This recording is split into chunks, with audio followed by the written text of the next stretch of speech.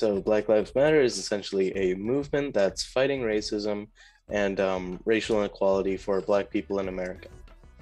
I believe it's a political, not like a political movement, but it's more of a social justice movement, aiming towards focusing on Black lives and Black rights. Black Lives Matter is a movement created by Black people in order to push the, I guess, idea that all lives pretty much can't matter until Black Lives Matter. It's kind of saying that Black lives need to be, kind of accepted and put into society a little bit more and treated as if they're worth something. And it was created basically because of police killings of Black people, or Black men specifically, mostly, just for the reason of being Black.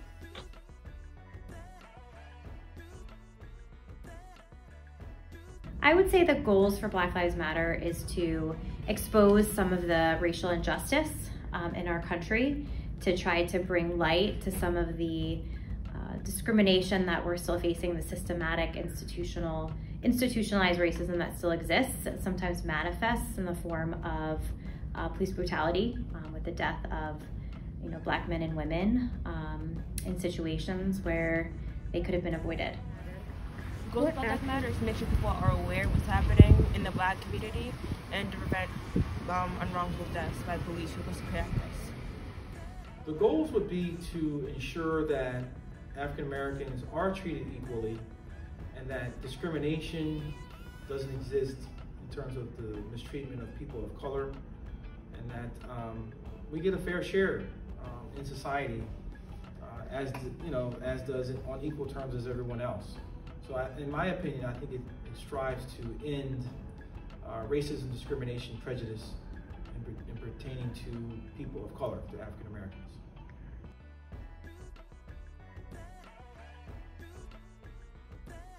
Bringing forth legislation, mostly through peaceful protests, and there's people who advocate for Black Lives Matter. There's government officials and people who run for office who support Black Lives Matter and try to kind of bring it at the forefront of their agenda in order to help gain civil rights for Black people.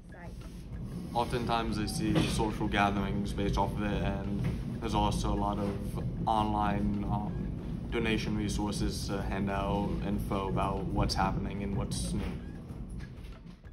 It's like protests and large gatherings, and more of like spreading awareness on social media, like spreading Black businesses or events that are actually happening, speaking about things that other people are trying to like more hush down and keep on the down low, and instead of just not talking about it, it's actually speaking about it and being openly upset about what's happening.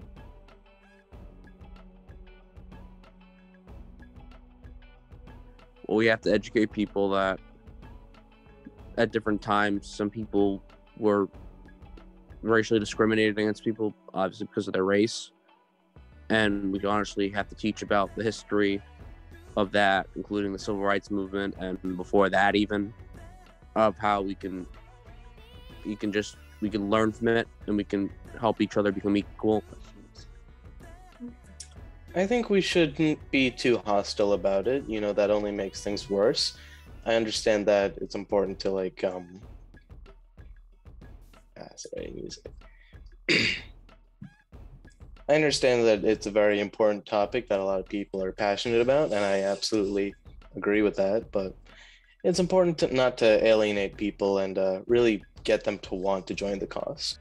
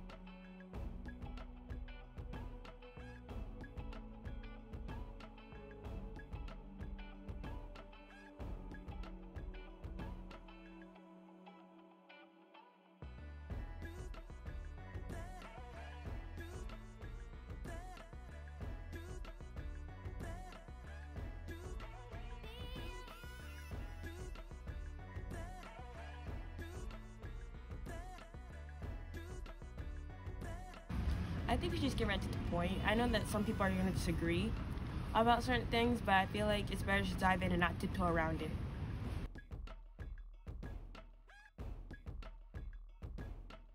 So one thing I think that the police could do, especially when they're training, is, they already have a very, challenging exercise. They have to do a lot, first of all. I would just like to say that. But the thing is, I think a lot of the times the police can kind of ignore mental aspects of, how who they're encountering is treated. And, sometimes even if they don't do it on purpose, they can be racist, let's be honest. But I think that in training, you kind of need to understand that their personal feelings for some person or someone of that background or specific background or gender should not be something that dictates how they are treated.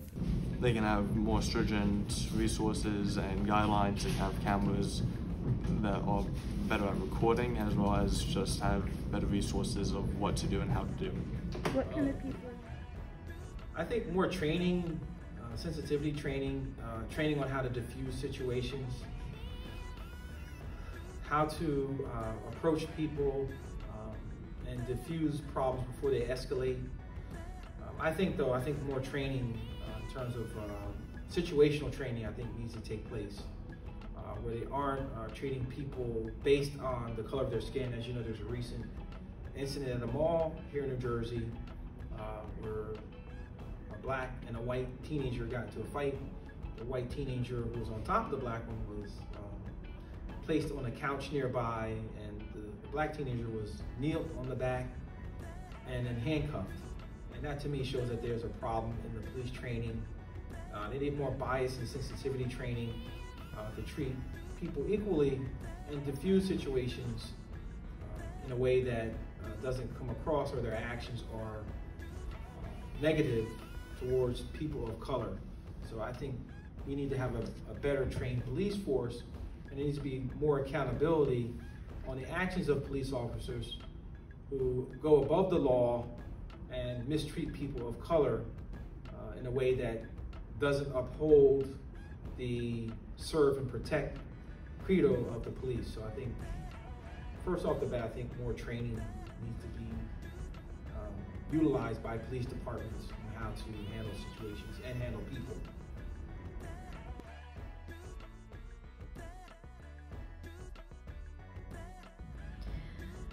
That's a good question.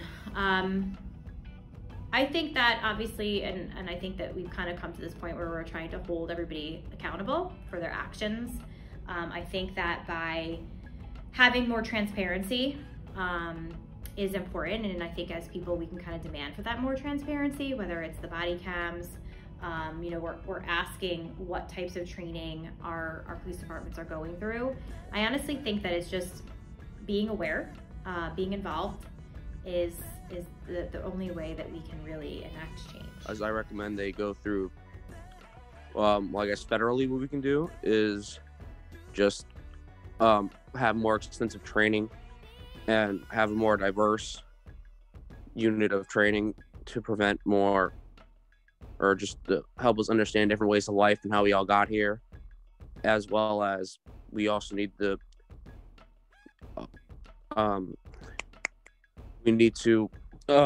we have to work together and understand that the only way to solve this problem is we all work together, and that if somebody is against this, then we have to tell them to stop, and we have to understand what different things everyone's going through and make us all equal. I think just stand up for it instead of just thinking that just because we think that a Black Lives Matter movement is important, that we're against the police. I just think that people need to recognize that police brutality is a real thing and just try to understand where we're coming from and just keep on talking about it and pushing it and just addressing the fact that we need to stop, or police brutality needs to stop.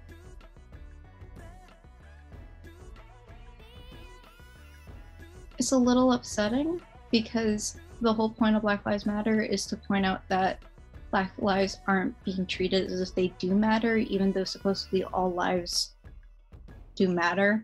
So when people take the movement and twist it into being that all lives matter or just blue lives matter, it takes away from the whole meaning of the movement, and it just doesn't feel right.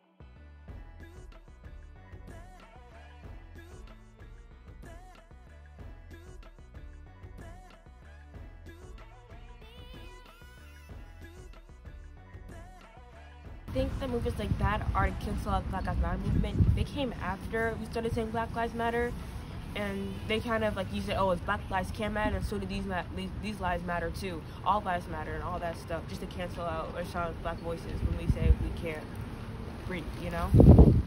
I think they're kind of very backwards minded, because the concept of Black Lives Matter, it's to raise awareness, it's to get equality, but all lives matter is kind of like, oh, everyone matters. Yeah, well, we know that everyone matters. It's just that in today's day and age, people of African American descent are most likely going to be treated differently, and we need to stop that, because in 2022, that should not be something that dictates how someone's treated.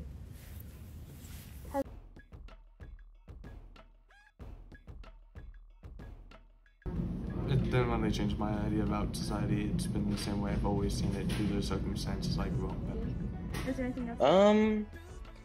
It's helped me realize a bit that maybe the police as a force are a bit too authoritative.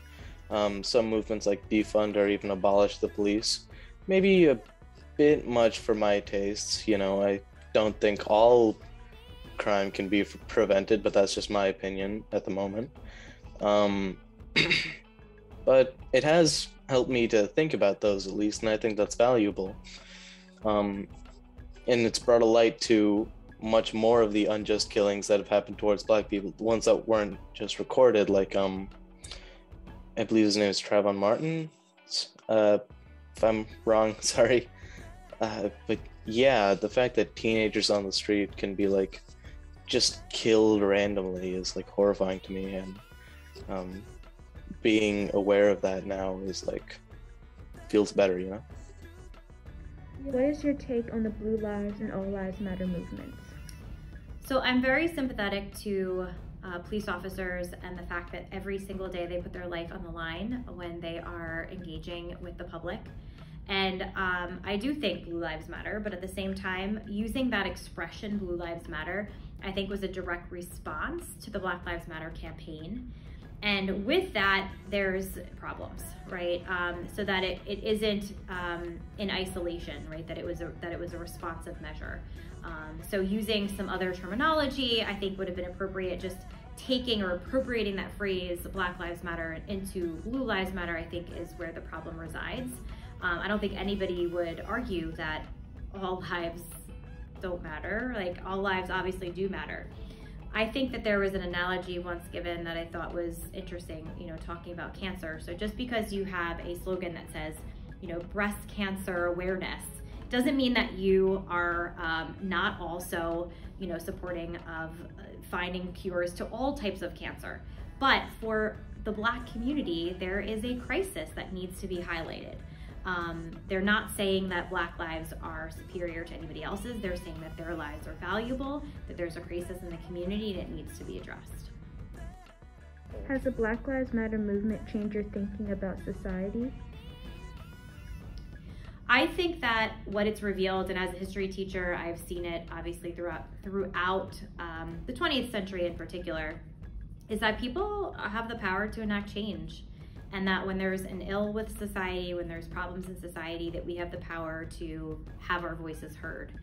And I think there is some hope that comes with it, that we see especially a lot of young people that are engaged, that has me optimistic for the future, that we can have a better society that we live in.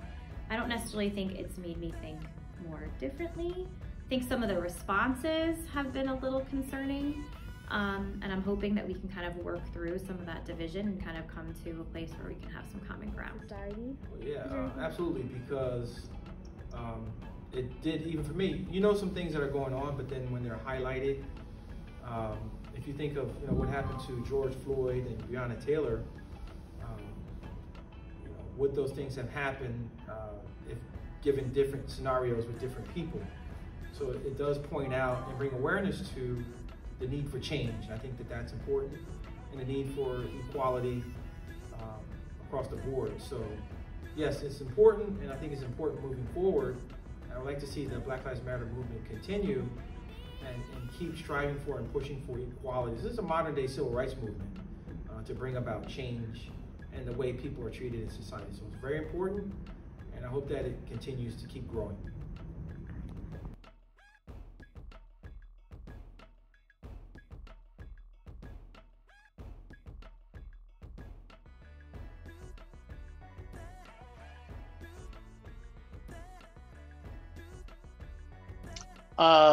Black Lives Matter is a organization that is trying to bring awareness to the fact that Black people have historically and presently been the brunt of a lot of police abuse. Well, my definition involves community as a whole, not only individuals of color, but also non-minorities involvement. The only way for it to be successful is for everyone to be involved.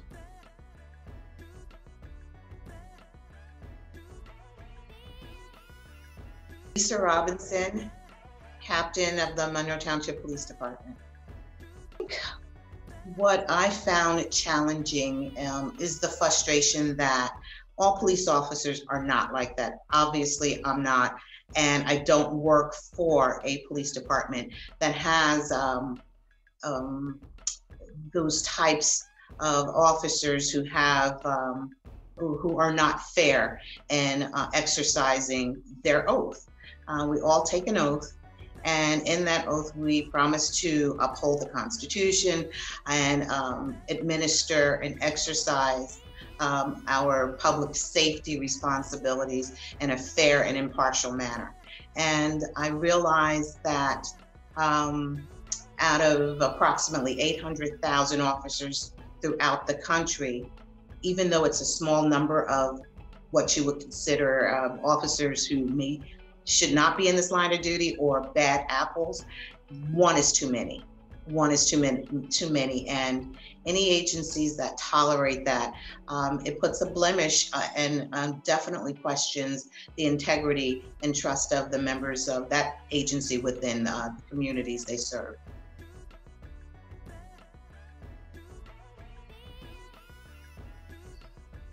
In years past, there were PAL leagues. There were police officers would attend boys clubs and boys and girls clubs. They have community events.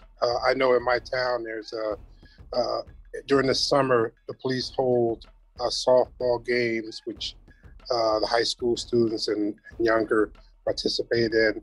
They also have a town fair carnival, which the police officers work, and they get to know the community. And basically getting to know your constituents is the way to ease tensions in your communities.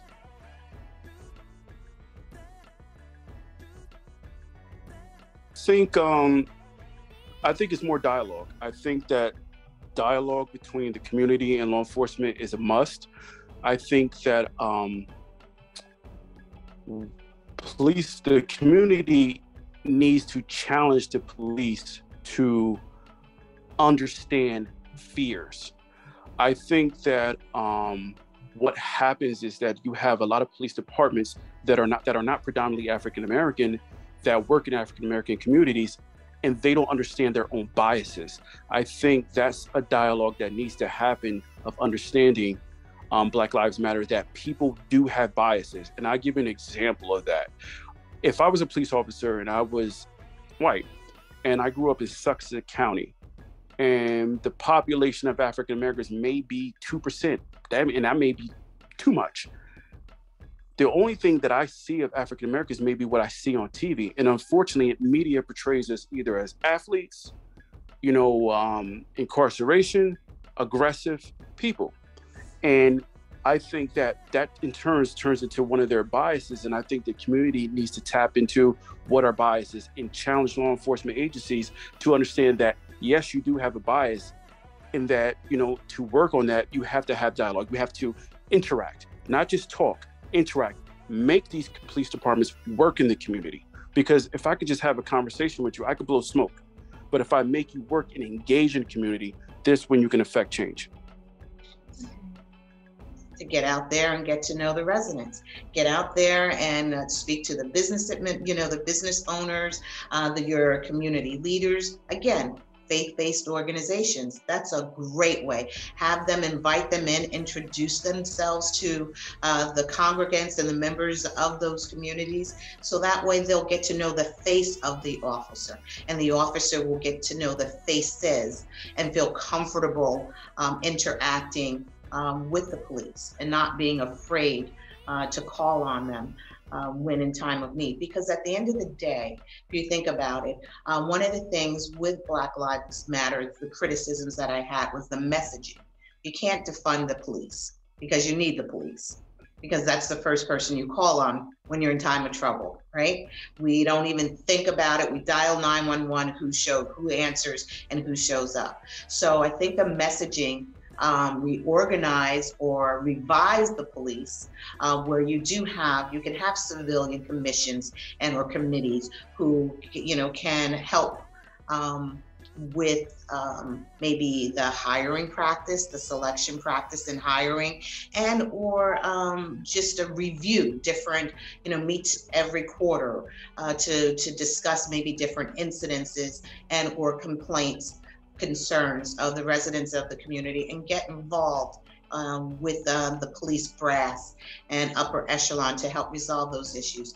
But definitely the messaging, you maybe revise or revamp, but you can't defund the police that you need and or call on when in time of trouble. We just have to come up with a better messaging with that. Mm-hmm.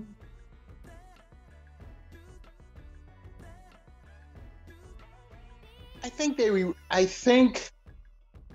were a reaction to a truth that nobody wanted to recognize. Nobody wanted to say, okay, yes, Black people are killed by police 75% more than anybody else, okay?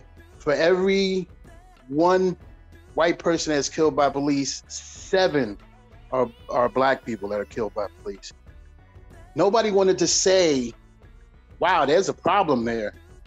We gotta correct the way we're training our police. We gotta correct the way we're indoctrinating our police. We gotta correct the culture that allows that kind of thing to happen. So what they said was, well, what about us? It became all about the whataboutism. You understand? Well, what about my life matters? Of course your life matters.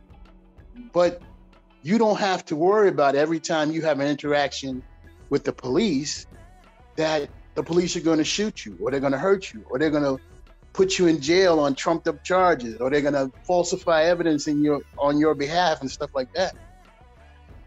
So, of course, I understand where people are coming from, because yes, all lives do matter. If to nobody else but to the people that you know. But of course, all lives matter. We know that. And the Blue Lives Matter, yes, but very few people are actually targeting police. From the standpoint of working over 25 years in law enforcement, it's imperative that we understand that there's emotion on both sides.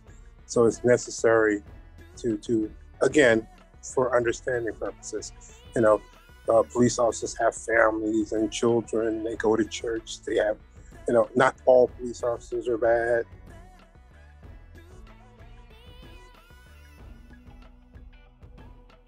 No, not really, because we get to see a lot of the ugly in my line of profession, and like I said, I see it from all races, ethnicities, different cultures. So my take on society is that you have a lot of good people out there. There still are a lot of good people, but we see usually the people on the opposite side and the other side of that. So, and it doesn't matter what race or, like I said, ethnicity, religion, culture, social, economic status, we see it all. So it doesn't change. There's good and bad in everybody and every level of society.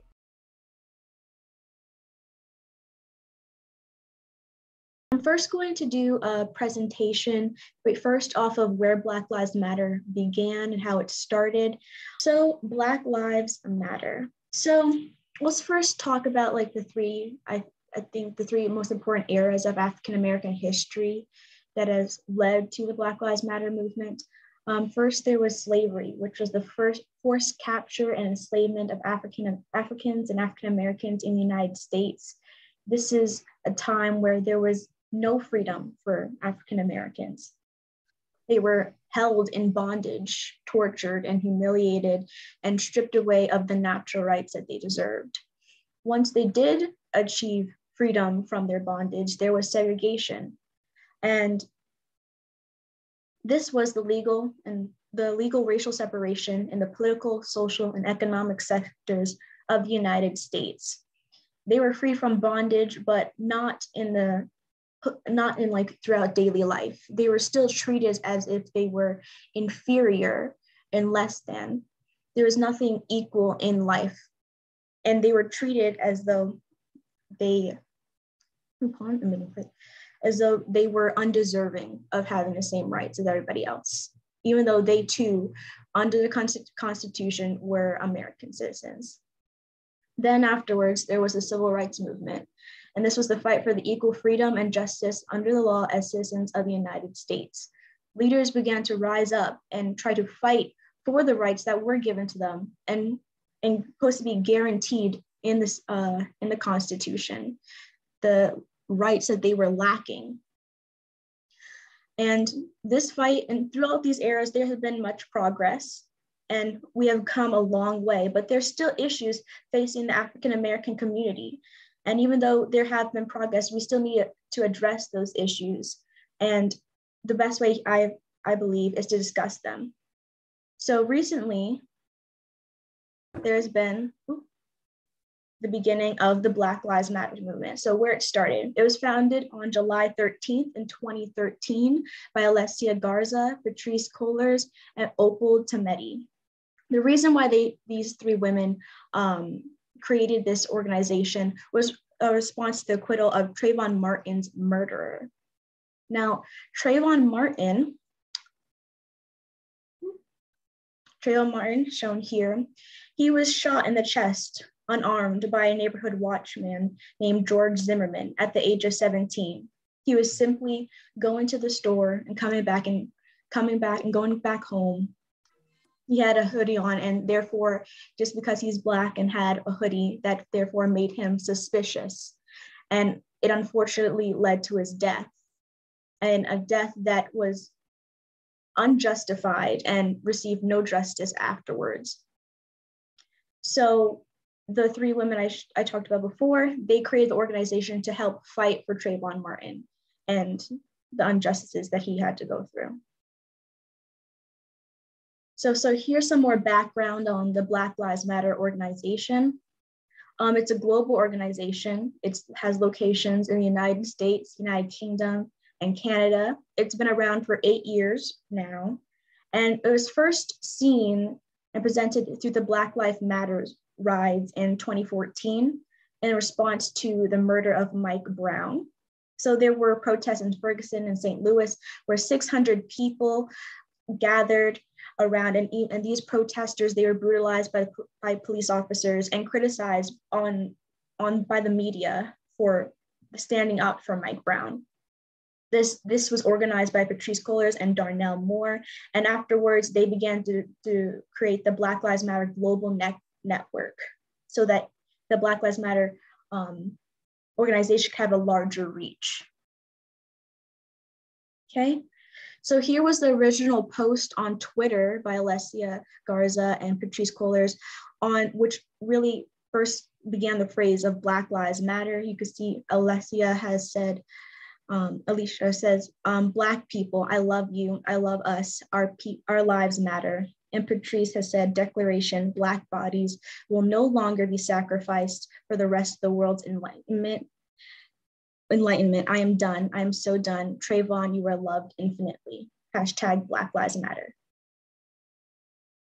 So the goals.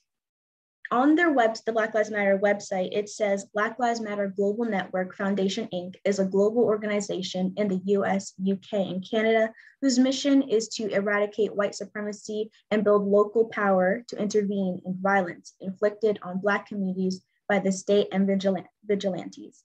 By combating and countering acts of violence, creating space for Black imagination and innovation, and centering Black joy, we are winning immediate improvements in our lives. Black Lives Matter. So one of the main reasons why Black Lives Matter has developed is due to police brutality against African American community.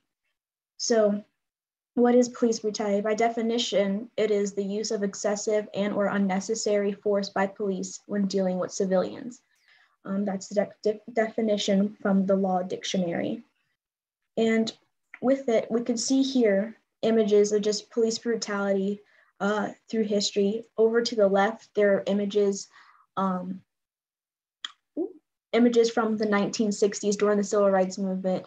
And here we have the images from the 2020 Black Lives Matter movement protests. So as you can see, it's still an issue today, and it's still something that we need to address and keep in mind. So I have this number here, 229. Does anyone want to take a guess of what that number means or represents? You can unmute yourself and answer if you like.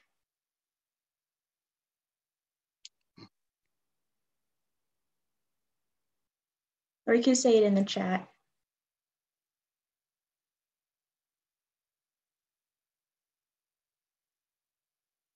The number of Blacks that were killed, I don't know. I mean, you know, as far as due to police brutality?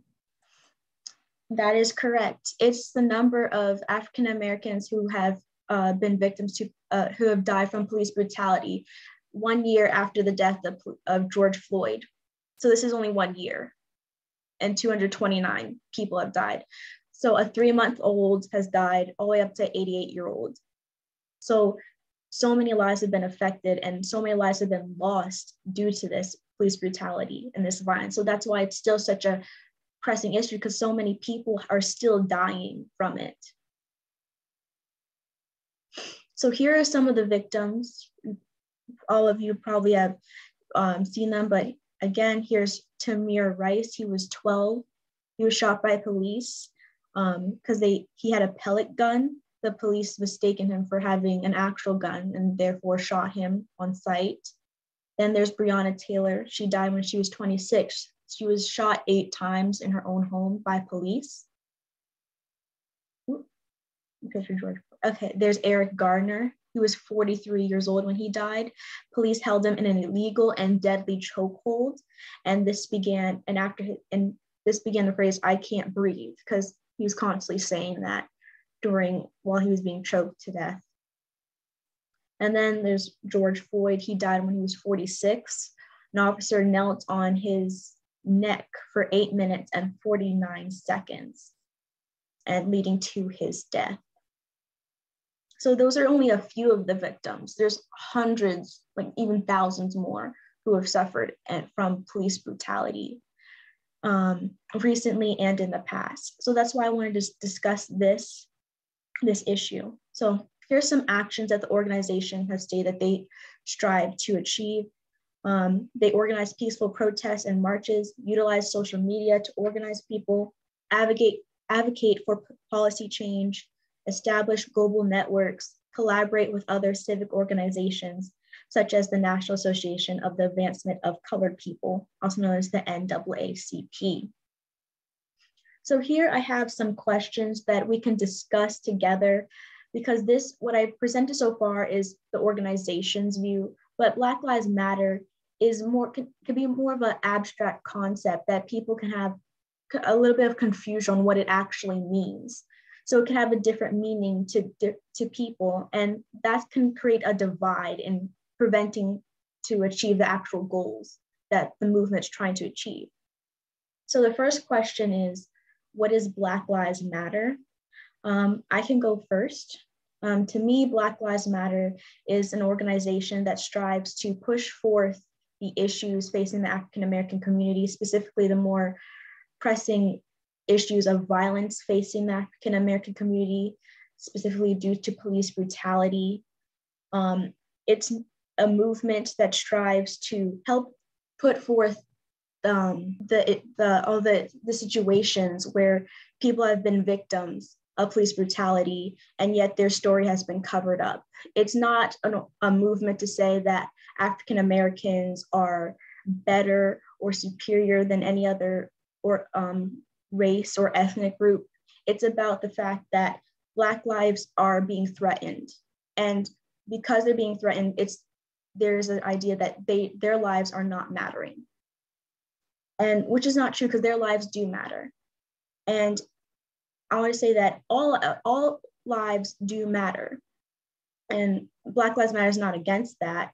It's just saying that Black lives have been treated like they don't matter, and we need to show that they do. Does anyone want to expand upon that or add their own thoughts? Okay, so here. Your point regarding Black Lives Matter, I know like in our area, we encountered a situation where you guys might have saw it on the local news. It was a gentleman by the name of Edward, I can't remember his last name, but where, he said, as far as Black Lives Matter, come and see him, and then you also saw as far as in Mount Laurel, where they allowed this guy to constantly harass as far as the Black neighbors.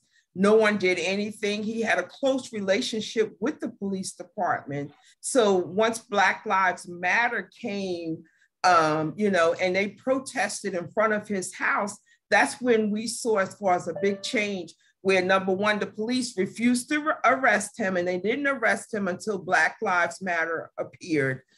Secondly, they did arrest him. They kept him in jail. They didn't allow him bail. And then once he was removed from prison, they did, they made him sell, the association made him sell his condo. So as far as to your point, Black Lives Matter, if they hadn't spoken up, it would have been something where the police would have brushed it under the carpet and allowed, as far as a white man, to get away with social injustice, that how he treated, as far as the African American folks that lived in his neighborhood. That's so, right. I believe that it's a good organization. I became a member of it, and I continually, as far as donate to their cause, because I believe that it is an excellent cause as far as what they're doing to help more Blacks be more aware, and for us to stand up and speak for our rights. So that's my spiel. Thank you for sharing. And you're welcome. Right. Mm-hmm. Does anyone else want to share? Yes. I'm so glad that, and this really touches me, because when I was a little girl, what happened to Emmett Till happened to a friend of my oldest brother, George Gamer.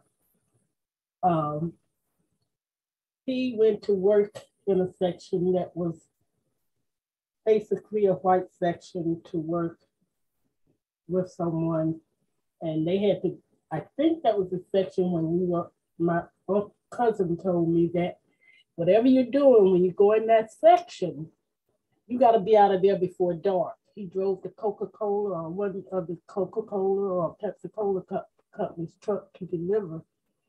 And I know George Gaylor, we saw him the night before he was going to work. And later on, his mother, they beat him. His head, he was almost unrecognizable, but we were told that his head was as big as one of them tubs you used to wash with. And that is something that I really constantly think about with the Black Lives Matter. I'm so glad it's being brought up. There are many cases that are not presented because no one was never charged. No one never charged, or they didn't find anything out about that. But thank you. Yes, thank you for sharing. There's also some people in the chat. Yes, Monty wanted to say that Black Lives Matter is a movement against police brutality towards Black people. Yes, that's true. Then we have Mr. Cotton that says BLM is a voice for the community to shine a light on injustice and to advocate for change. Both are absolutely correct. We do need a change. We do need these issues to be put forth towards all of society. It's not just something that should be isolated in the African community that should just be dealt with just between us, because it's affect, because when we suffer and we're going through this, I feel like all the nation suffers because we are all American, and we need to stick together and stay united. And to stay united, we need to address these issues facing our African Americans. Does anyone else want to share before we move on to the next question? All right, I will share, Tia. I just want to mention that my father-in-law was the NAACP president for years before Black Lives Matters even came to be. And he fought for many Black people. So I think it's important now that we do have Black Lives Matters, because now you're able to take pictures and bring it forth, where before it was just, a word of mouth what someone said. So I'm glad this is in existence in today, because we didn't have it back then. Like you just, NAACP was our Black Lives Matter. So now we have an organization which is great to promote this. So thank you for that, for promoting this today. No problem. I feel like we need to have discussions like this, because if we all just stay silent and no one ever talks about it, then nothing will ever actually change. And so I feel like we have progressed in a lot of aspects. And because, as you said, like before, we can take pictures, we have social media, we can share and show the world what's actually happening to the African American community. So, but we still have issues, and just having talks like this I feel like it's a big step. Anyone else? Yeah, I just want to bring up too, as a historian, I teach history. I have the pleasure of having an honor of having Tia in my African American history class at Monroe Township High School. Hi, Tia. She's awesome. And it just dawned on me, I'm thinking that, the Civil War ended almost 160 years ago. And then we were set free upon this land, and we were given under the 13th, 14th, 15th Amendment, we were given rights as citizens, as people.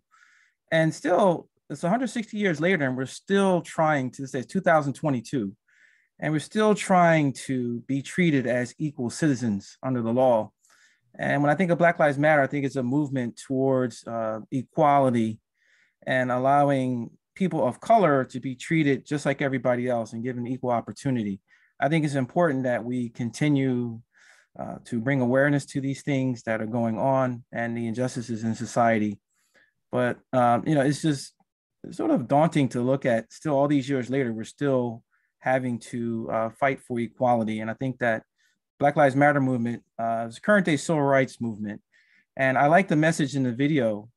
It's not just a temporary, it's a movement. It's not something that's temporary. And I think that moving forward, we should all continue to contribute, bring awareness to, and continue to bring about equality in this country for people of color. That's very important because it's been too long, folks. It's been too long, and things have got to change for the better. Need to for the future generations growing up, society. Hopefully, the world treats them as equals. And I was part of too Dr. King's dream, for our country many years ago, and we have to live up to that and do better. Exactly, you're completely right. One of the major reasons why I wanted to have this discussion as well is because I noticed that people don't talk about it as much. Black Lives Matter. It was very big in 2020 after the death of George Floyd, but has died down recently. And I wanted to show that it's not a trend. It's not something that you can just stop talking about, and it's because all the problems didn't just magically disappear after those protests. They're still there. So I do think that if we continue to have these discussions and continue to stay united, that eventually, hopefully one day, we will reach that equality where we can all live peacefully together. Does anyone else want to say anything before we move on? Okay. So next question is, what are the goals of Black Lives Matter? So to me, the goals are to simply create a society where African Americans don't have to live in fear that they're going to constantly be endangered. They can live equally and happily with everybody. It's not about saying like Black people are better. It's not trying to force this ideology that African Americans are going to just take over and they're better and their life is better than and matters and more than everybody else. That's not what I believe the message is trying to say. It's saying that so many people are suffering. There's been so many victims, and we want to stop that. Black Lives Matter wants to cease all that pain and hatred that come towards African Americans, going on for hundreds of years. And really, that hate doesn't need to exist. We should live in a society where there's more compassion and love and unity, because it's supposed to be a nation of freedom, of togetherness, of prosperity for all, where everybody can have opportunities and equalities and rights and freedom. And right now, African Americans, they're not really seeing much of that freedom that's supposed to be guaranteed to them. So Black Lives Matter's goal is to allow African Americans to receive that freedom, which is what action does the Black Lives Matter movement take to bring about change on how African Americans are treated by society. And I said mostly it's through protests, and the goal is to have peaceful protests. I know that the media is portrayed as like it's always constantly riots, and the Black Lives Matter movement wants to bring forth violence when it's actually completely against it.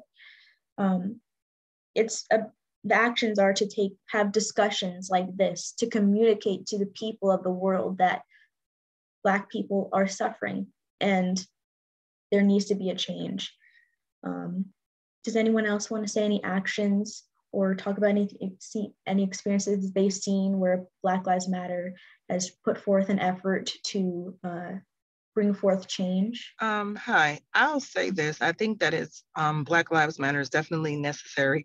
For me, living in a predominantly white area, I definitely stress it to my son, who is 14 years old. And I find it that some of his friends, they don't fully understand his experience. And I think these discussions, a lot of times we get those statements, especially in Monroe, because they're ignorant. And they don't know. And so a lot of times I spend a lot of time, outside, like the Power to the People mom, just talking to them, because when my son goes to the store, he goes to 7-Eleven, but some of his friends, guess what? they can go with their hoods, they can go with their hands in their pockets, but I have to prep him before he goes. So there's conversations that I need to have with him before he goes out. And a lot of times his friends don't understand why, I say these things to him. They look at him strange, but it's just these types of conversations are beneficial because then they get an understanding, to understand, hey, guess what? Aiden can't, he's not going to be able to, act like you. He can run in the store. I'm pretty sure they'll point him out at, 6 foot, 14 years old.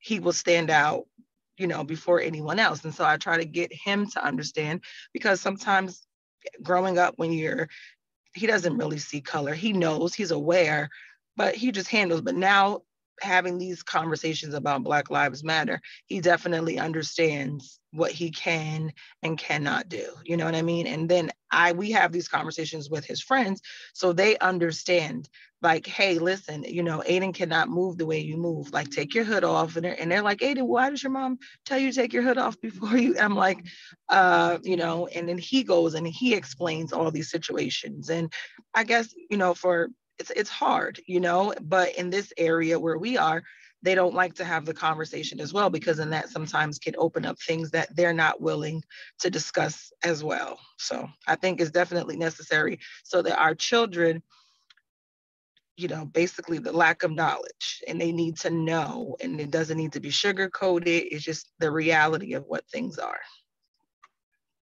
Yes, I completely agree. I feel like African Americans, they have to operate differently in order to protect themselves in this society. There's a fear surrounding just going simply outside. And I want to create an environment, hopefully through discussions like this, where that fear could be decreased, at least, where anyone could just go to the store. If they feel like wearing their hood, they can go to the store and wear their hood, and they won't be targeted or pointed out and say oh, he's stealing, or he's suspicious, or she's doing stealing or something like that. That's not necessary, because they're not doing anything. They're just simply living their life like everybody else. But they're being targeted, and they're endangered because of that, just simply because their skin color is different. And we need to change this viewpoint, that mindset that people are having, that Black equals, oh, suspicious, criminal, someone stealing. That's not correct. We need to understand that African Americans are simply like everybody else. They're people. They're just trying to live their own life, find happiness and success and prosperity like everybody else. In the chat, I did see Izzy said the protests were a way for BLM, Black Lives Matter brought out change. And I think that it's really important because the media coverage brings a visualization to the injustice and inequality towards Black lives. Seeing it in the news and hearing about it from other people allows others to hear about what's happening and why it's wrong. And that's completely right. The coverage that's showing the positive side to Black Lives Matter, showing that it's actually a movement of change to bring about justice and to show that injustices and inequalities that's happening towards African Americans. It's really helpful.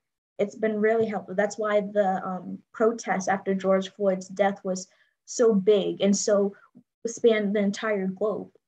It was international. There's huge protests all over the world. And it brought people together because they could finally see that there was issues, and they could see it right in front of their eyes that there was issues. And to talk about it like this and to see it really help allow for that change to develop and grow. We can move on to the next question.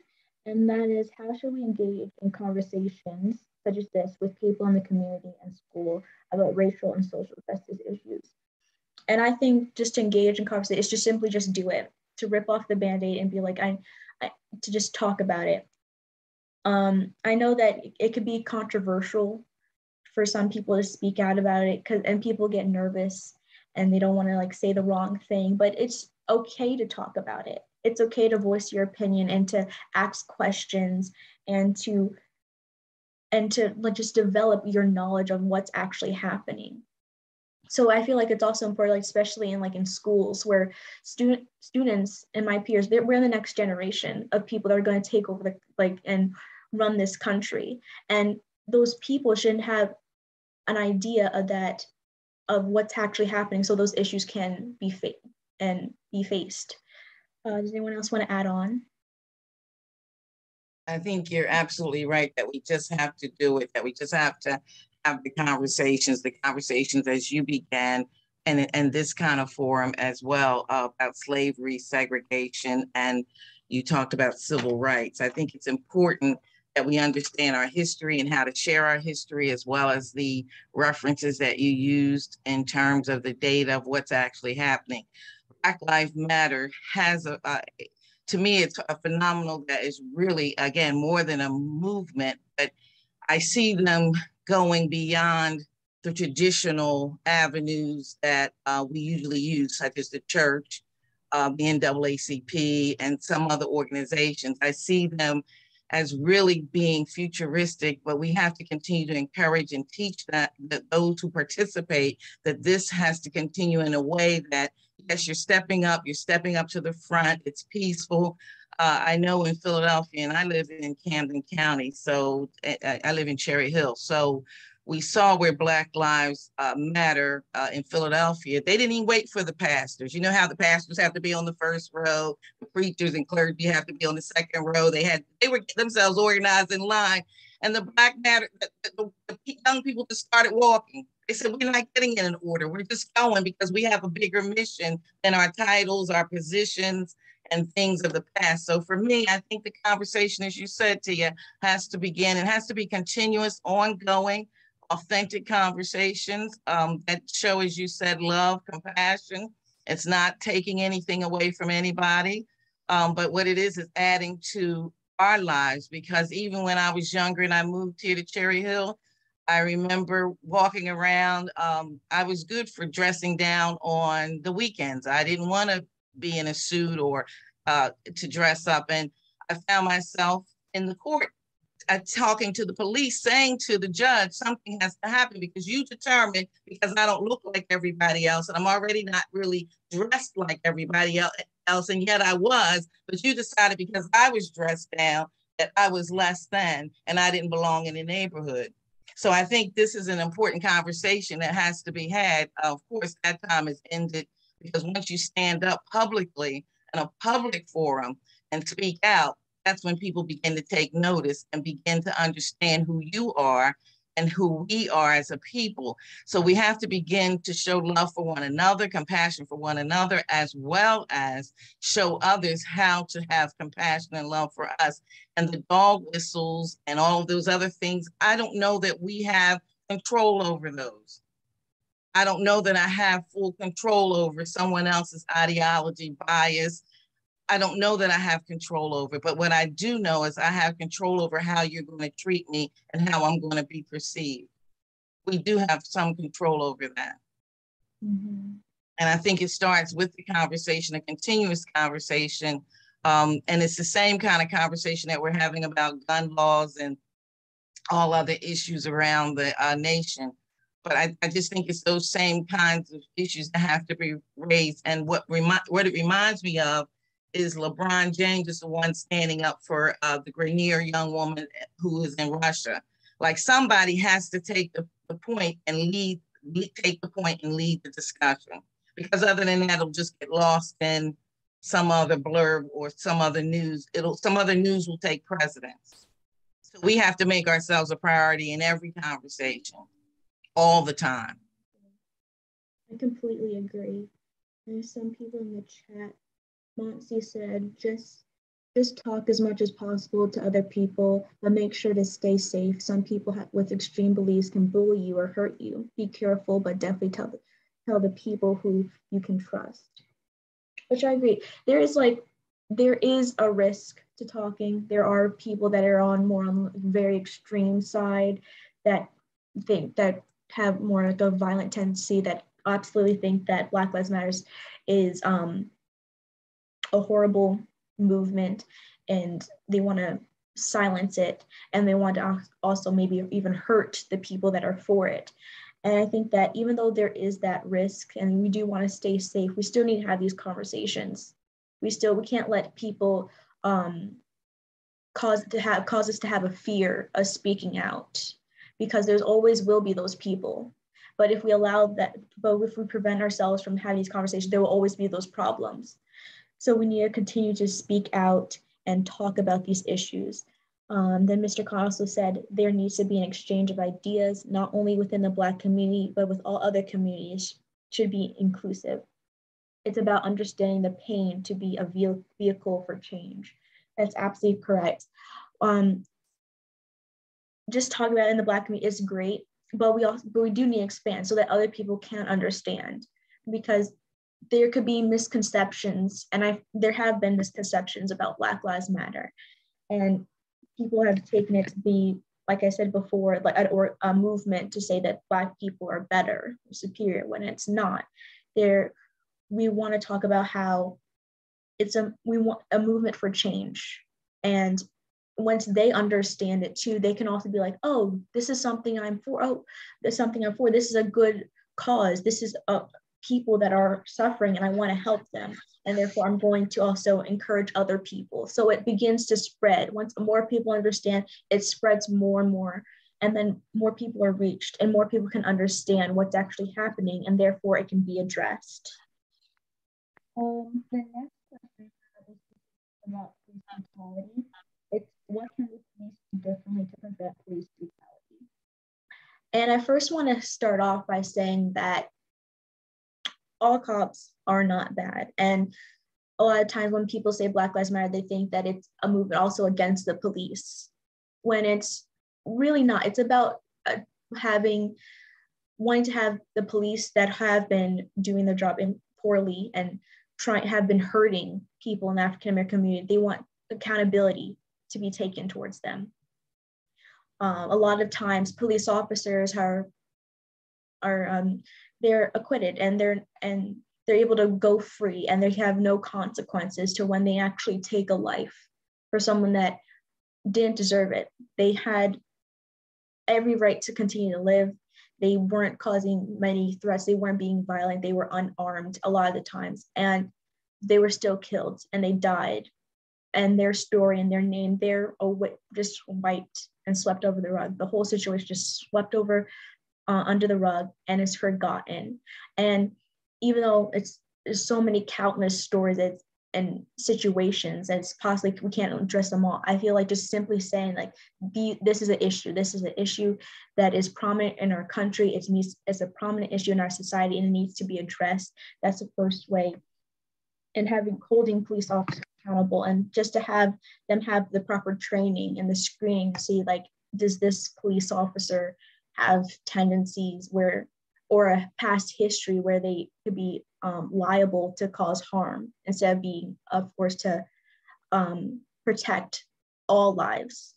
Does anyone else want to add on to that? I think the police, if you look at cases like, say, Eric Garner, who was selling cigarettes and being choked to death, and you have someone who shot and killed people at a church, and God bless the people in Buffalo, and you have peaceful arrests.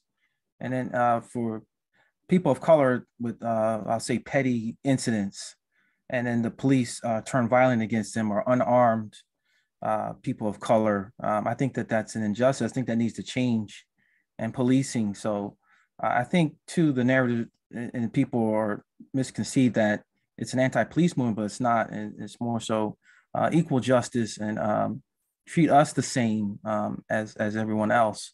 But it seems like we're looked upon as this, these super menaces who need to be put in their place.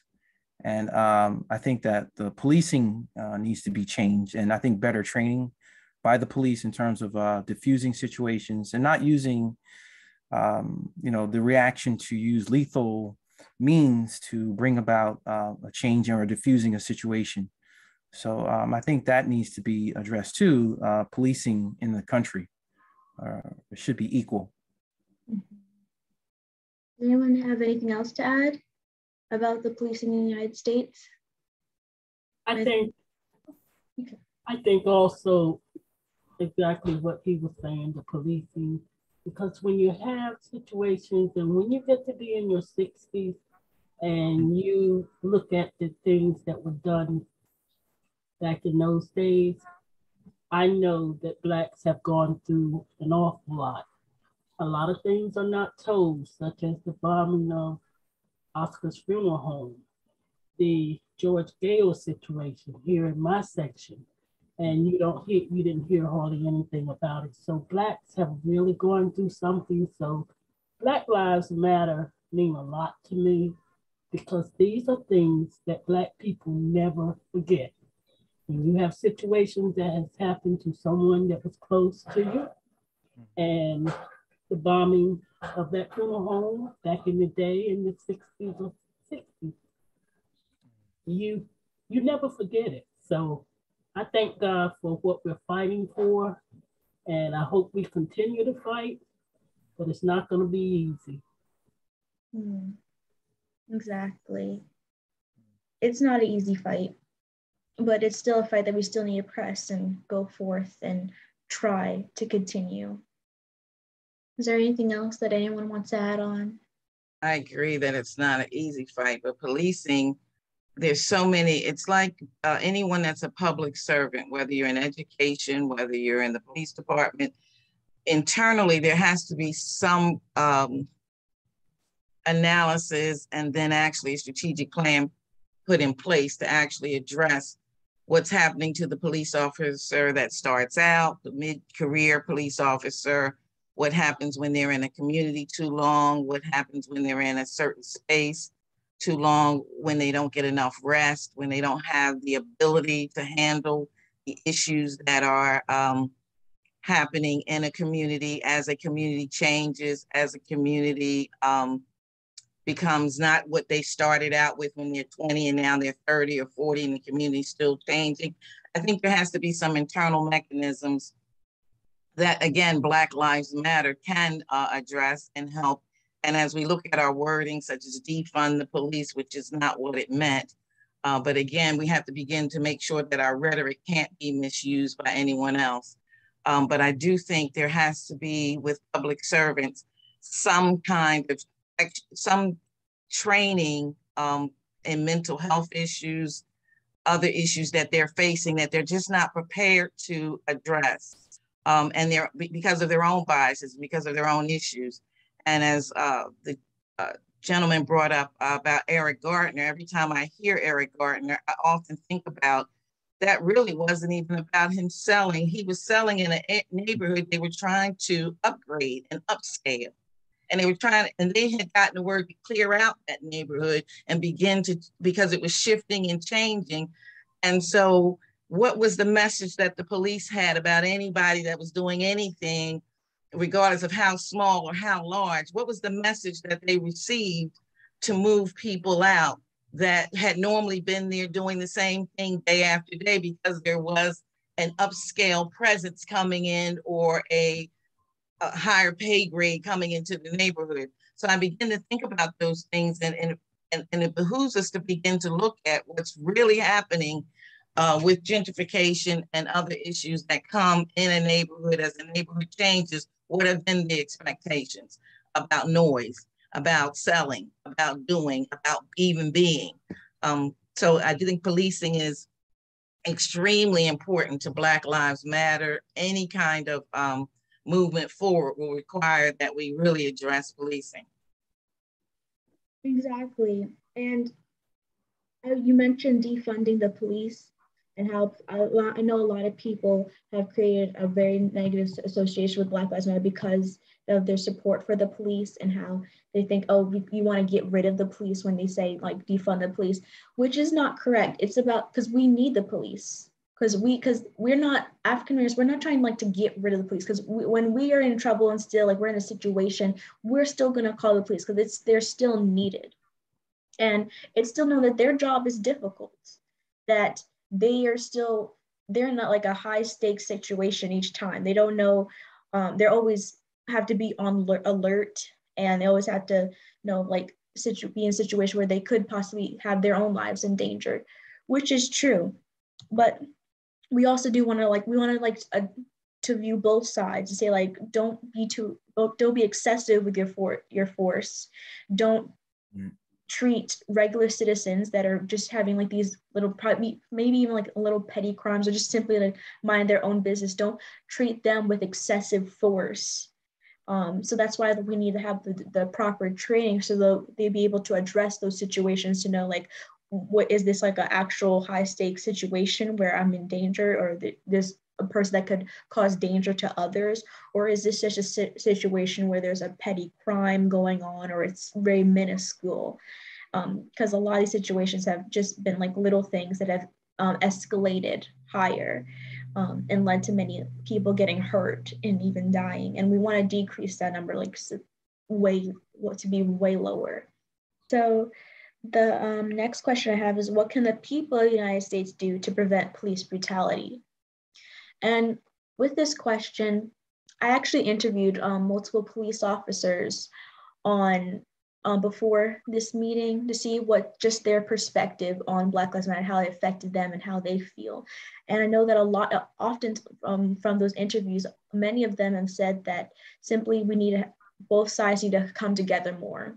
The community needs to know their police department, and the police department needs to know their community. Because if there's a constant separation between the two, there's going to be a divide, there's going to be a tension between the two. But once that tension decreases, if the people know, oh, I know that police officer, I know he's friendly, I know, and the police officer knows, like, oh, I know these people, they're good, they're friendly, and they're just able to like have a better interact more, have a better relationship where it's not so isolated just between civilians and police officers. If it merges more into a better understanding between the two, then that could really help decrease those tense situations where it can escalate to violence. Well, then we'll move on to my next question. This is one of the more controversial, I'd say, conversations, and it's about Blue Lives and All Lives Matter, those movements.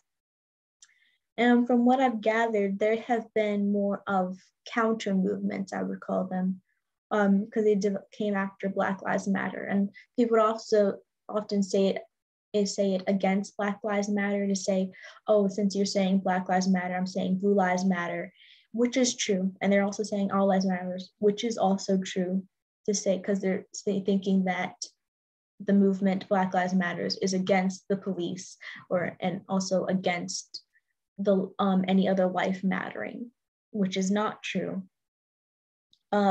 But I think that people have often used it just to counter it. Even though the statement is true, I think people have used it more in a negative sense, just to take away from the Black Lives Matter movement. Does anyone else have anything else they want to add on to it, or what they think about those movements, or want to add on? This reminds me of different theories people come up with. So Blue Lives Matter, replacement theory, all of these different theories, critical race theory, are designed to distract and to disturb and to have mindless space and mindless conversation. The truth is that, yes, all lives matter. Every person on the earth that God created in his image matters. However, we're looking specifically at Black Lives Matters and what is happening to Black lives, that we can go, as the young woman said, about what was happening in her community, about unheard stories. Well, many people haven't heard of the Black Wall Street, right? Getting burned down, and people didn't even know there was a wealthy Wall Street that people decided shouldn't exist. So all of these conversations I find them distractors. And I try very hard not to get engaged in them, because we know what critical race theory is, about the intersectionality of race, what happens when you're if you take a corner as what happens between race, what happens between laws and society. There's so much more to it, and replacement theory. And I wonder who's replacing who, like, are you going to be valedictorian of your class? I'm not sure what those conversations are meant to lead to. Are you going to Harvard? Am I taking your space up at Harvard? But again, all these mindless conversations that someone sits in a corner and develops against whatever is with us, like defund the police, and then they create these mindless conversations that again detract, deter, and disturb the progress and process that we're making. So I don't really engage in those kind of conversations. I listen, I hear, because listening and hearing, how will we learn if we don't listen and hear? However, I'm hesitant about even engaging in any conversation where someone thinks we think you're less than important. We think everybody's important. Mm-hmm. Everybody's matters. But right now, our focus, this group's focus, is about Black Lives Matter, and it has a specific intent based on segregation, civil rights, and the history of Black and African Americans, well, Black Americans in the United States. Yeah, I think that's where like when people say all lives matter, that's when a lot of like the misconceptions occur when talking about Black Lives Matter, because when they hear all lives matter, they're like, oh, I believe that all lives matter. That's true. And they're going to be like, I'm for all lives matter and I'm against Black Lives Matter, because they have the idea that Black lives are trying to separate from all other lives. And like I want to say again, that is not true. It's about the fact that Black lives have been treated in this society like they do not matter at all for so many years, hundreds of years. And to this day, where there's people that are still struggling, still being victims to different kinds of violence, just like racism, whether it just be more passive or overt, it's still there. And it's still prevalent in like so many different parts of our society. It can be seen everywhere, really. And so we need to have like these conversations and talk about it so people can learn still that what Black Lives Matter is truly trying to put forth out there, that it's not against all lives matter. We know that all lives matter, and we know that that's true. That statement is true as can be. But when we say all lives matter, that is also true. We're saying this one group right now is suffering. We know that everybody else is there, but right now, this one group is suffering. And I saw in the chat, someone wrote, we know all lives matter, but we are talking about Black lives now. When we say save the turtles, that doesn't mean we don't care about the other animals. And that's right. People say save the turtles, save the whales, save the tigers all the time, because like they are being endangered, they're being hurt, they're being killed. They're the ones that are actually suffering right now. All we care about all other animals. We want all other animals to be there and around and to live. But those ones are endangered. They're going to be the ones to go extinct. They're the ones that have the most prevalent, pressing issues currently right now. And that's what's happening with the Black community. They have the most prevalent and pressing issues right now in our society, and they need to be addressed. I have one more question to have for this discussion, and that is, has the Black Lives Matter movement changed your thinking about society? And this is I felt like this is like a good question to end off, because I interviewed multiple people from the community and from my school, and I've noticed a pattern.